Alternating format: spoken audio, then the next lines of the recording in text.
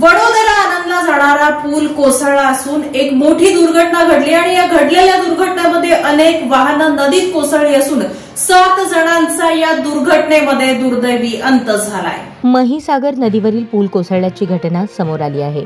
घटनेची माहिती मिळताच स्थानिक प्रशासन घटनास्थळी पोहोचले असून बचाव कार्य सुरू करण्यात आले आहे। या अपघातात आतापर्यंत 7 जणांचा मृत्यू तर 3 जण जखमी झाले आहेत। दरम्यान मृतांचा आकडा वाढण्याची शक्यता वर्तवली जात असून 2 ट्रकसह 5 वाहने नदीत बुडाल्याचे सांगण्यात येत आहे। स्थानिक प्रशासनासह अग्निशामक विभागाचे पथकही घटनास्थळी पोहोचले असून गोताखोरांच्या मदतीने नदीत पडलेल्या लोकांचा शोध घेतला जात आहे।